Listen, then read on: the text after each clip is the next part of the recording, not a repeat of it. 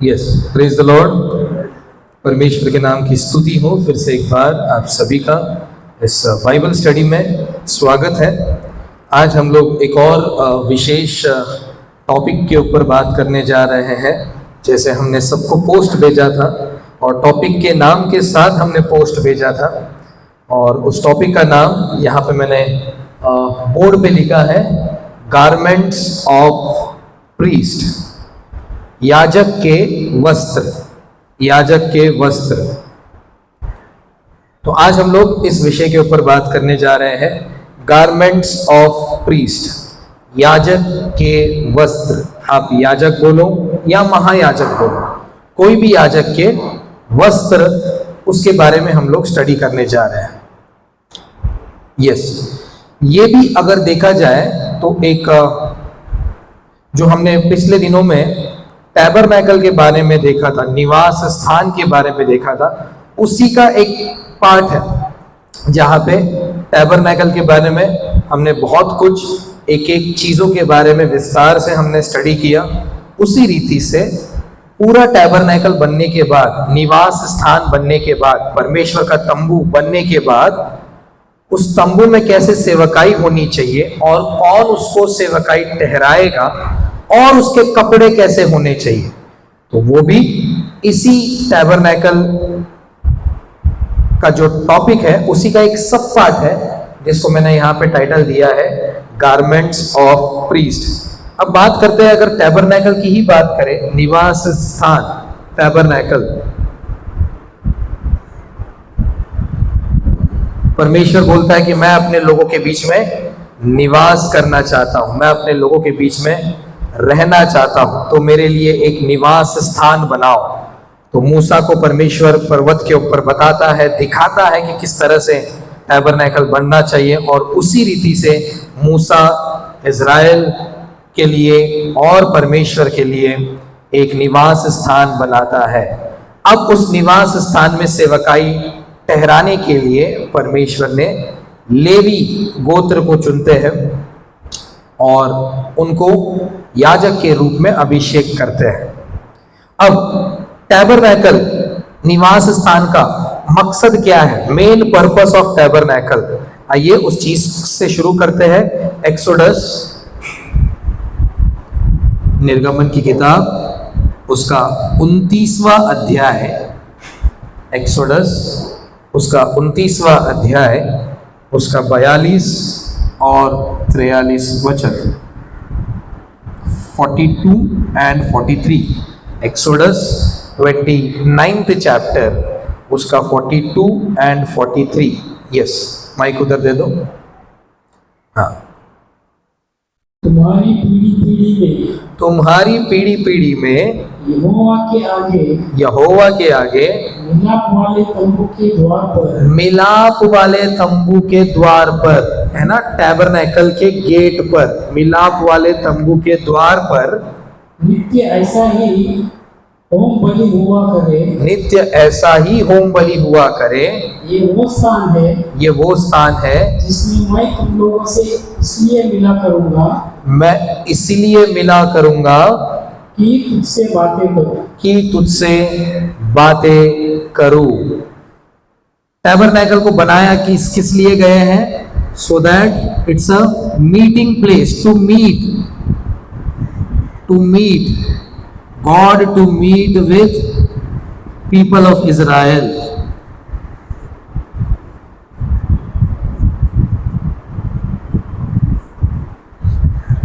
To meet, एक मिलने के लिए एक स्थान चाहिए था कि परमेश्वर को अपने बच्चों के साथ मिलने के लिए एक स्थान चाहिए था।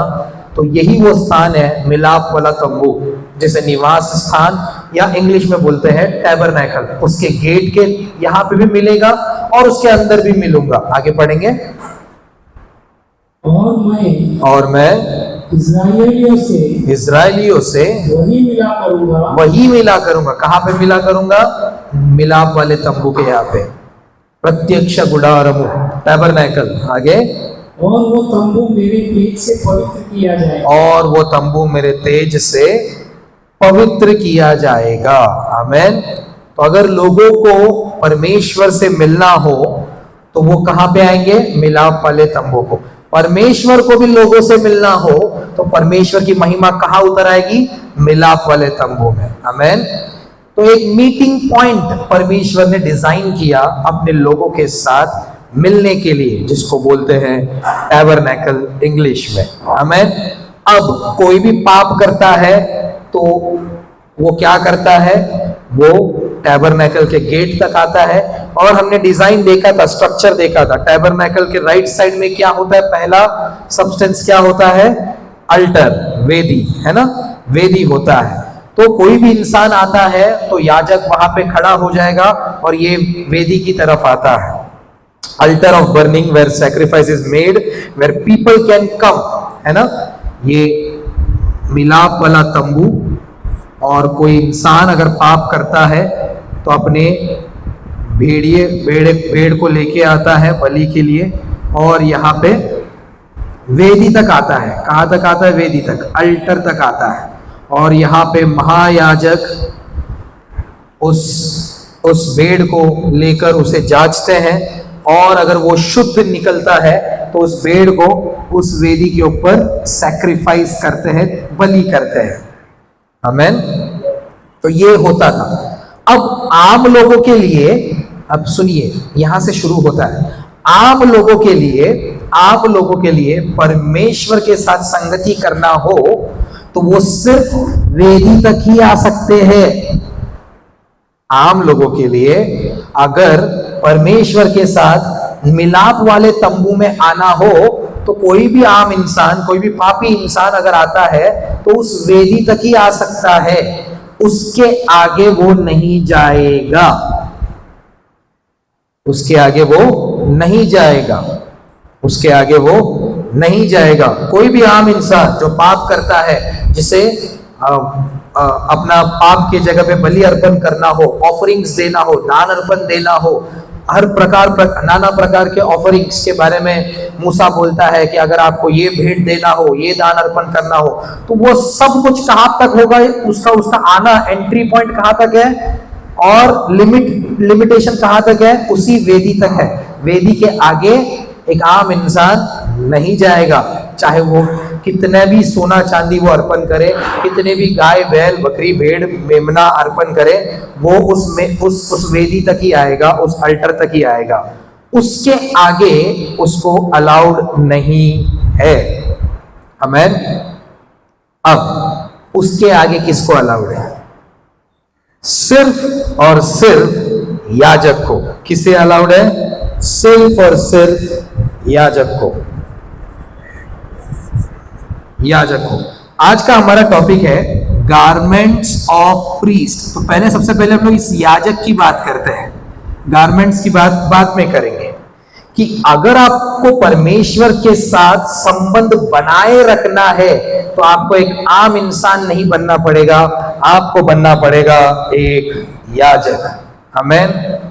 अगर आपको परमेश्वर के साथ से मिलके जाना है तो ठीक है, आप यहाँ पे आ सकते हो, अपना वेदी पे बलि चढ़ा सकते हो, अपने दान अर्पण चढ़ा सकते हो और फिर से निकल जा सकते हो। उसके आगे आपको मनाही है। लेकिन आपको अगर परमेश्वर के साथ संबंध बनाए रखना है, गहरा संबंध उसके साथ, मैं उसके साथ और वो भी मेरे साथ, अगर ये रिश्ता आपको चाहिए तो आप कॉमन पर्सन की तरह आप अंदर नहीं जा सकते हो। अंदर जाने का अधिकार सिर्फ और सिर्फ किसे है? याजक को, एक प्रीस्ट को अंदर जाने का अधिकार है। जो सेवा टहल करता है वो वहां पे लेवर में भी जाता है, वो अंदर होली प्लेस में भी जाता है, वो मनोरा को भी छू सकता है, वो टेबल ऑफ शू ब्रेड को भी छू सकता है, वो अल्टर ऑफ इंसेंस को भी छू सकता है। तो अंदर सिर्फ जाएगा कौन? याजक। परमेश्वर के समीप में कौन रहेगा? याजक। आमेन। अगर आपको अंदर जाना है तो हमको याजक बनना पड़ेगा। आमेन। इसीलिए बाइबल ये बताता है कि दो तरीके के याजक होते हैं। कितने तरीके के याजक होते हैं? दो तरीके के। There are two kinds of priest.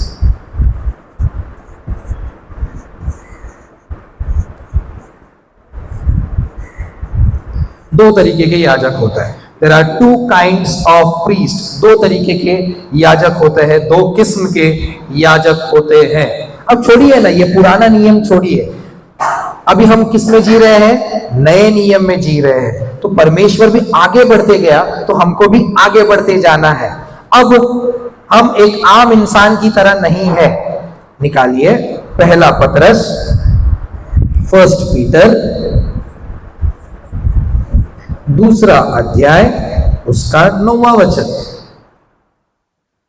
पहला पतरस दूसरा अध्याय, उसका 9वां वचन। First Peter chapter 2 verse 9। Yes. पर तुम एक चुना हुआ पर तुम एक चुने हुए, वंश तुम एक चुने हुए वंश हो, और राजपदधारी याजकों का समाज, और क्या हुआ? Royal priesthood. आप याजकों का समाज हो। किसे बोल रहा है? पतरस कलीसिया को बोल रहा है। मेमने के लहू से धुले हुए हर एक इंसान से बोल रहा है कि तुम एक आम इंसान नहीं हो, तुम राजपदारी याजकों का समाज हो, आप एक याजक हो। आमेन। ये क्यों बोल रहा है अभी आपको समझ में आ रहा है? क्योंकि मिलाप वाले तंबू में सिर्फ और सिर्फ कौन जा सकता है अंदर तक?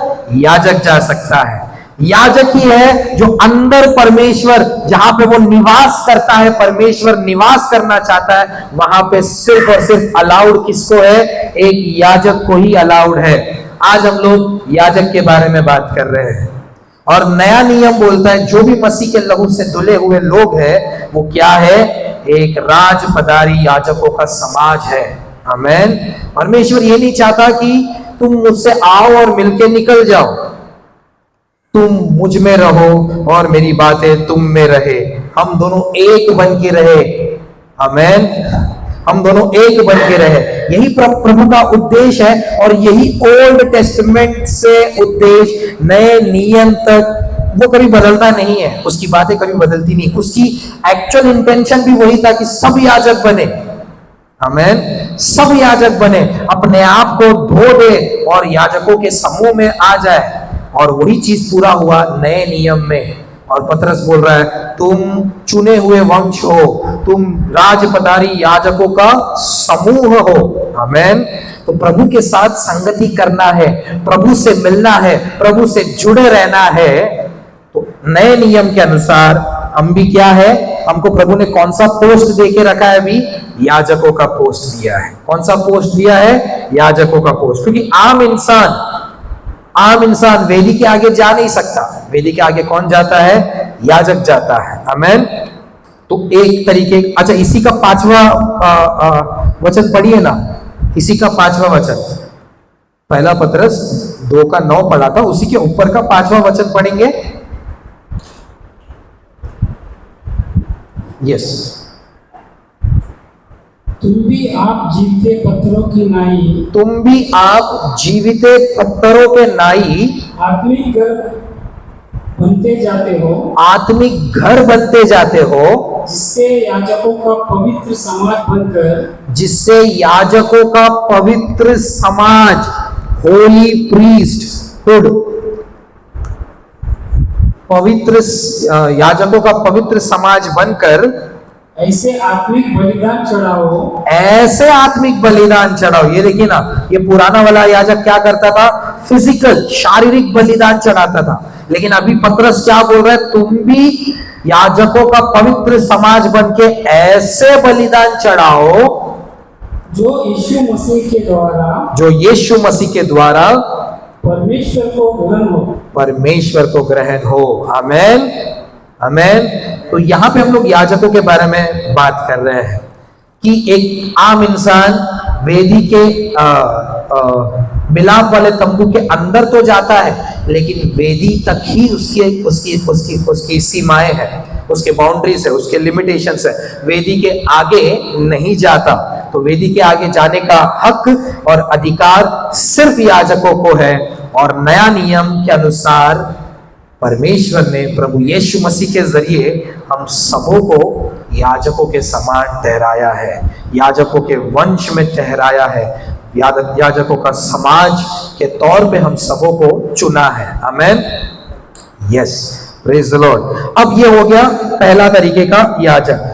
अब दूसरा तरीके का याजक, द सेकेंड काइंड ऑफ याजक, दैट इज हिब्रू, इब्रानी की किताब, उसका 5वां अध्याय, उसका 5वां वचन, इब्रानी 5वां अध्याय और 5वां वचन। Hebrews, the epistle of Hebrew to the Hebrews, 5th chapter and 5th verse। इसमें हम लोग दूसरे याजक के बारे में देख रहे हैं। पहला याजक हमने ये देख लिया कि पहला याजक और कोई नहीं, हम ही है। प्रभु यीशु ने हमें याजकों के रूप में चुना है।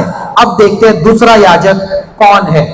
यस, वैसे ही मसीह ने भी महायाजक बनने की, मसीह ने भी, कौन? मसीह ने भी, जीसस क्राइस्ट, मसीह ने भी महायाजक बनने की, हाई प्रीस्ट, महायाजक बनने की बड़ाई अपने आप से नहीं हुई, अपने आप से वो महायाजक नहीं बना, लेकिन पर उसको उसी ने दी जिसने उससे कहा था कि तू मेरा पुत्र है, आज मैंने ही तुझे जन्माया है। आमेन। तो परमेश्वर ने ही प्रभु यीशु मसीह को महायाजक के रूप में ऑर्डेन किया है, अभिषेक किया है, चुन लिया है। तो दो तरीके के याजक नए नियम के अनुसार, एक ऐसे याजक मतलब छोटे छोटे याजक है ना, जो कि आप और मैं है, और दूसरा याजक कौन है? महायाजक। ओल्ड टेस्टमेंट, पुराने नियम में भी ऐसे ही होता था, बहुत सारे याजक होते थे और एक महायाजक होता था। आमेन। उसी रीति से यहाँ पे भी याजकों का समूह परमेश्वर ने हमें बनाया है, और उसी परमेश्वर ने अपने बेटे को महायाजक के तौर पे चुन लिया है, ठहराया है। आमेन।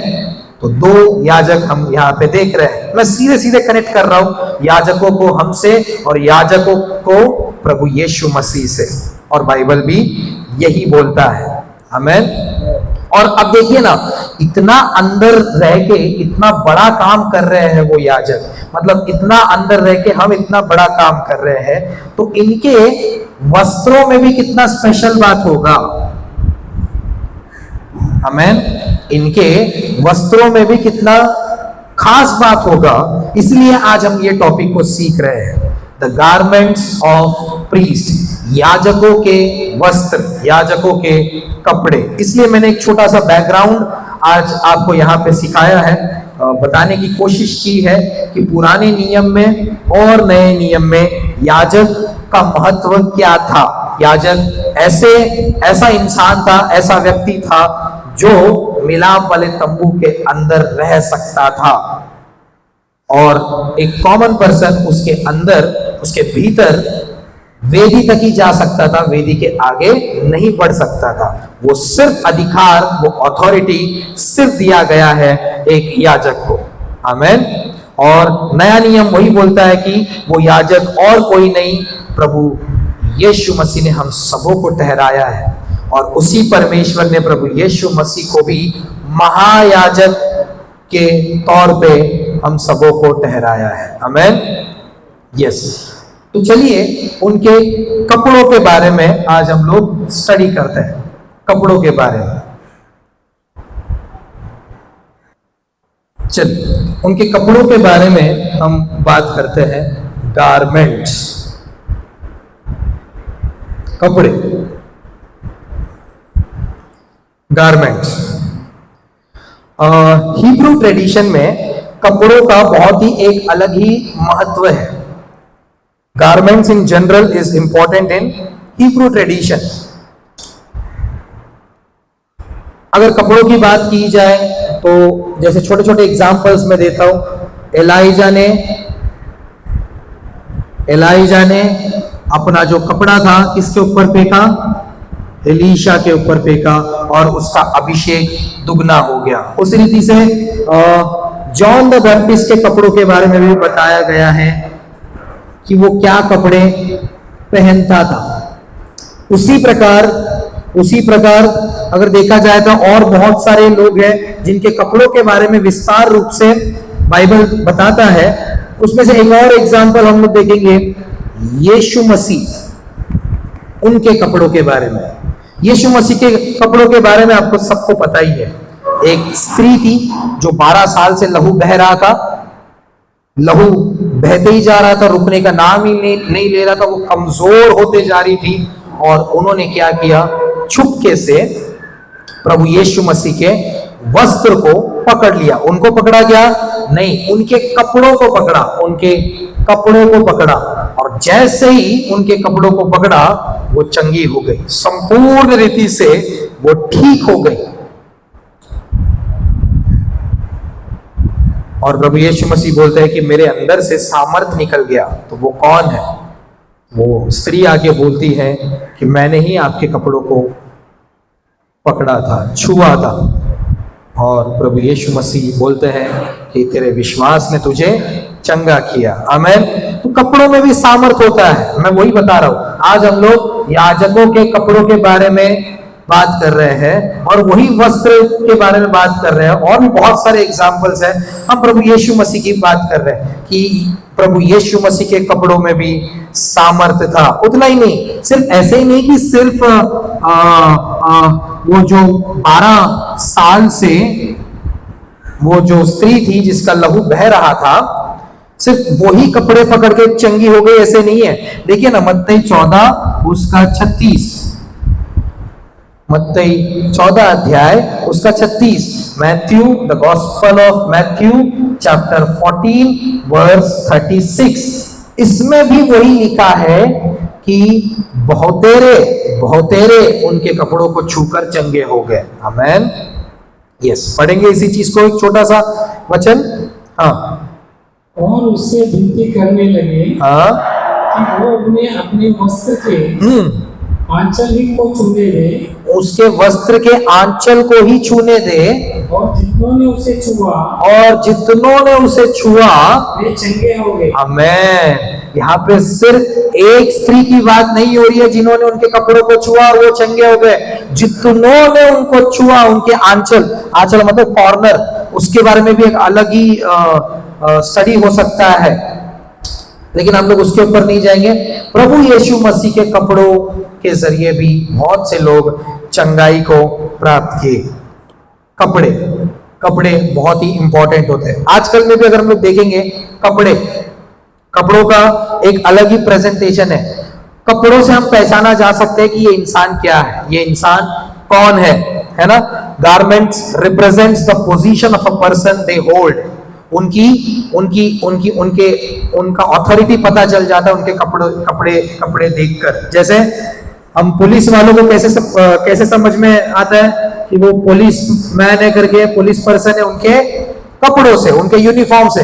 अगर वो सिविल ड्रेस में आएंगे तो समझ में आएगा कि वो पुलिस वाला है। अरे मैंने उसको ये नॉर्मल इंसान समझा था, वो तो पुलिस वाला निकला।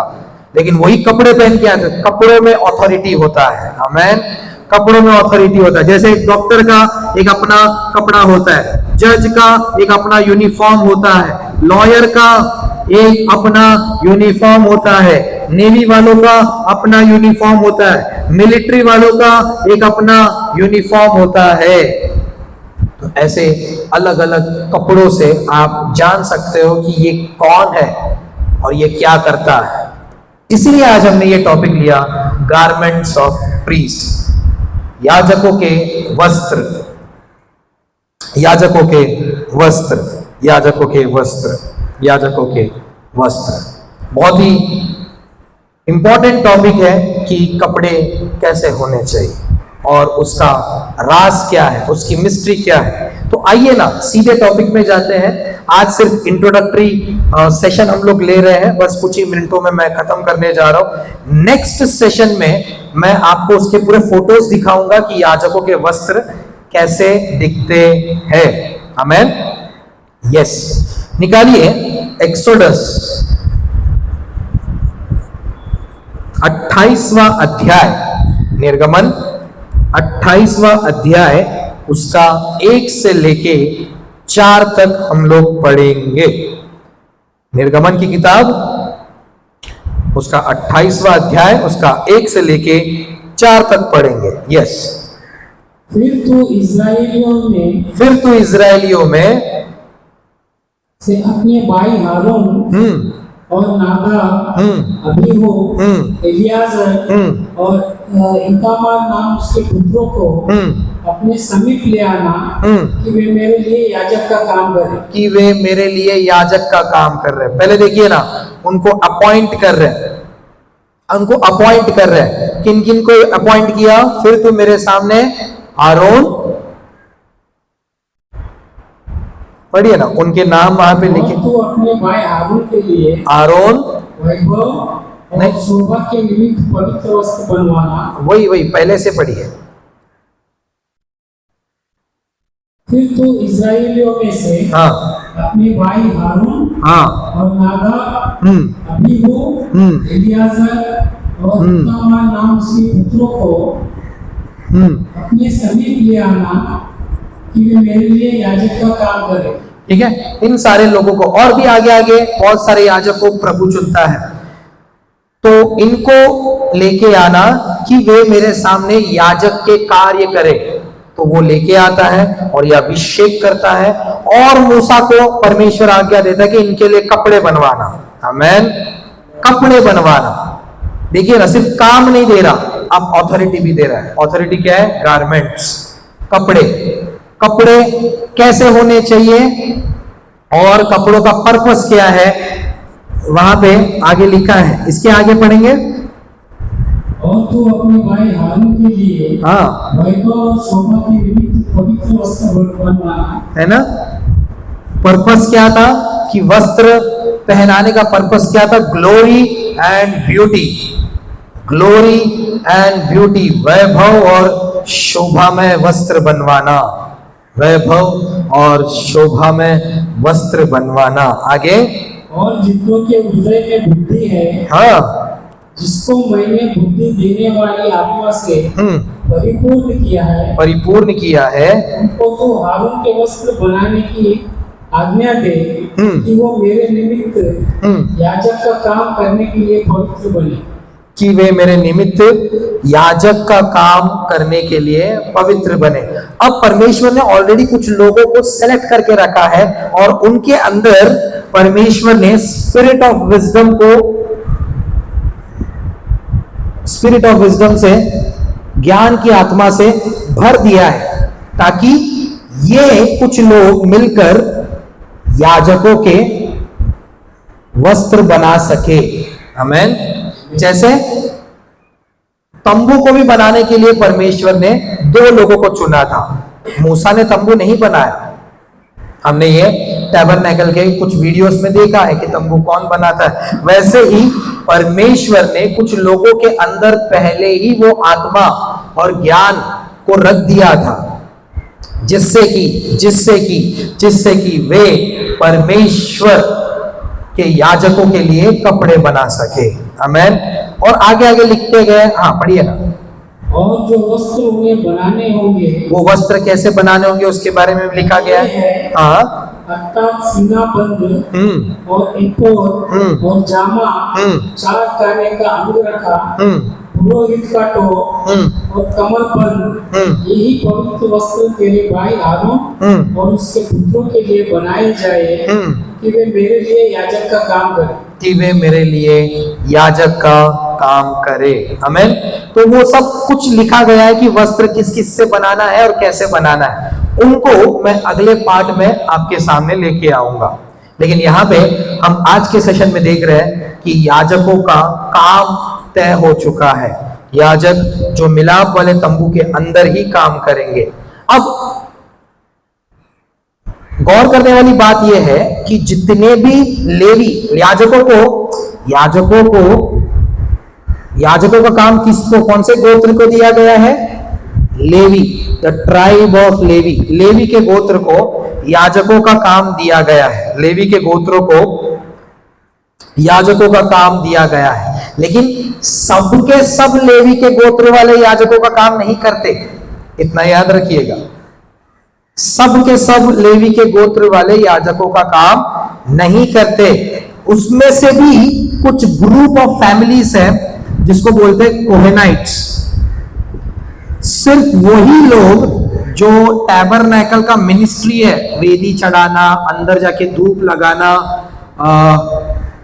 शूब्रेड अलग करना, ये जो मेन काम है वो सिर्फ लेवी के गोत्र में सिर्फ कुछ परिवारों को, जिसको कोहेनाइट्स बोलते हैं, उनको ये काम दिया गया है, उनको ये काम दिया गया है। बाकी सारे लेवी के गोत्रों को टैबरनैकल का मेंटेनेंस का काम दिया गया है। कुछ गड़बड़ होता है तो दीवार टूट जाती है, तो मेंटेनेंस, क्लीनिंग, ये सब काम दिया गया। कौन अंदर आ सकता है, कौन बाहर जा सकता है, पहरेदारी, तो याजक, बाकी सारे उस गोत्र के लोगों को बाकी काम दिया गया है। लेकिन जो मेन पर्पस है, जो बलि अर्पण करना, धूप चढ़ाना, शुभ्रेड अलग करना, ये सब जो मेन काम है, जो मेन ऑफिस मतलब प्रीस्टहुड काम है, वो लेवी के गोत्र में जो कुछ परिवार है जिसको बोलते हैं कोहेनाइट्स, उनको ही दिया गया है। आमेन। ये जानना भी बहुत जरूरी है। आइए ना एक छोटा सा एग्जाम्पल के जरिए और बातें करते हैं, और एक बस 2 से 4 मिनट कपड़ों के बारे में बात करते हैं, गारमेंट्स। अब याजकों के कपड़ों को बनाने के लिए परमेश्वर ने बोला। अब जिनके अंदर प्रभु ने अपनी बुद्धि की आत्मा से भरा है, अब उनका ज्ञान देखिए ना कैसे वो कपड़े बना रहे हैं। वो नॉर्मल तरीके से जैसे आपके और मेरे कपड़े होते हैं या फिर उस समय के कपड़े होते हैं, वैसे वो कपड़ों को नहीं बनाते थे। जैसे अभी का टेलर कपड़े कैसे बनाता है, हाथ का अलग कर देता है, फ्रंट एंड का अलग कर देता है। यहाँ पे देखोगे, यहाँ पे स्टिचिंग रहेगा, यहाँ पे कट रहेगा, फिर पीछे कट रहेगा, फिर हाथ अलग से बनता है, फिर उसको जोड़ा जाता है। वैसे नहीं बना, याजकों का कपड़ा बना पूरा एक पोशाक में, मतलब पूरा एक कपड़े से बिना काटे बनाया गया, in one piece. One piece dress बोलते हैं ना, वैसे आपको कहीं पे भी साइड में, आगे, ऊपर ऐसे सिलाई नहीं दिखेगी। वन पीस कपड़ा रहता है, वन पीस पोशाक रहता है। ऐसे बनाया गया याजकों का कपड़ा। एक छोटा सा मैं आपको यहाँ पे मिस्ट्री रिवील करना चाहूंगा और हम लोग क्लोज करेंगे। एक छोटा सा मिस्ट्री, एक कपड़ा बिना कोई सिलाई के, वो कौन पहना था पता है आपको? निकालिए ना, जॉन 19वां अध्याय, यूहन्ना रचित सुसमाचार 19वां अध्याय, उसका 23 वचन। जॉन यूहन्ना रचित सुसमाचार उसका 19वां अध्याय, उसका 23वां वचन। यस। जब सिपाही यीशु को क्रूस पर चढ़ा चुके, ये देखिए ना, यहाँ पे कहां से मैं कहां लेके जा रहा हूं। याजकों के कपड़ों के बारे में बात कर रहे हैं, और यहाँ पे नजारा यूहन्ना 19 अध्याय में दिख रहा है प्रभु यीशु मसीह को क्रूस पर चढ़ाए जाने का। जब यीशु मसीह को क्रूस पर चढ़ाया गया था, उस समय की बात है। हाँ, जब सिपाही यीशु को क्रूस पर चढ़ा चुके, हाँ, तो उसके कपड़े लेकर 4 भाग किए। हाँ, हर सिपाही के लिए एक भाग, हर सिपाही के लिए एक भाग, और कुर्ता भी लिया, परंतु कुर्ता बिन सिहान ऊपर से नीचे तक बुना हुआ था। कुर्ता कैसा था? बिन सिहान, ऊपर से नीचे तक, बिना सिलाई के ऊपर से नीचे तक बुना हुआ था। आमेन। और ऐसे टाइप का कपड़ा कौन पहनता है? कौन पहनता है? प्रीस्ट। और हमारे लिए यहाँ पे यूहन्ना रचित सुसमाचार में जॉन क्या रिवील कर रहा है कि उसके कपड़ों के बारे में रिवील कर रहा है। ये याजकों का कपड़ा पहनता था। आमेन। बिना सिए हुए, वन पीस, इसीलिए उन लोगों ने क्या किया, हाँ पढ़िए आगे। इसलिए उन्होंने आपस में कहा, इसलिए उन्होंने आपस में कहा, हम इसको न फाड़े, हम इसको न फाड़े, परंतु इस पर चिट्ठी डाले कि इस पर चिट्ठी डाले कि वो किसका होगा। वो किसका होगा। आमेन। हम इसको ना फाड़े लेकिन चिट्ठी डाले। क्यों ना फाड़े? क्योंकि वो सिला ही नहीं था कहीं से, वो वन पीस में एक कपड़े से बनाया हुआ था, जो याजकों के तरीकों से बनाया हुआ था, और प्रभु यीशु मसीह वही कपड़े पहनते थे। इसीलिए वहां के जो सिपाही है उसको फाड़े नहीं, लेकिन चिट्ठी डाले, और वो किसका हो गया वो लेके जाएगा। आमेन, आमेन, यस। और भी बहुत कुछ है प्रभु यीशु मसीह के बारे में, और उनके वस्त्रों के बारे में, और याजक के वस्त्रों के बारे में। तो इस सेशन को हम यहीं पे स्टॉप करते हैं, और आने वाले सेशन के ऊपर हम इसके विषय में और भी बहुत सी चीजों को देखेंगे। आमेन। आइए एक छोटी सी प्रार्थना कर।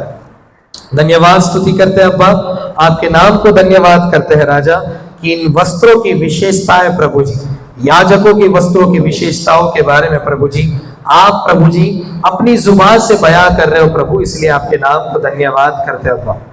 इन वस्त्रों की विशेषताओं में प्रभु जी हमें लेके चलिए प्रभु जी, ताकि प्रभु हम भी प्रभु जी जो मकसद के लिए आपने हमें ठहराया है राजा, उन वस्त्रों को धारण करके प्रभु जी आपके उस मकसद को पूरा करने पाए। प्रभु सहायता मदद कीजिए राजा। आने वाले सेशंस में भी प्रभु जी आपकी अगुवाई को मांगते हैं राजा, आप अपने वचनों से भरकर हमें आगे लेके चलिए प्रभु। जितने भी लोग देख रहे हैं, देखने जा रहे हैं राजा, उन सभी के ऊपर आपके आशीष को, आपके अभिषेक को बोलते हैं, यीशु मसीह के नाम से मांगते हैं अब्बा, आमेन, आमेन, आमेन।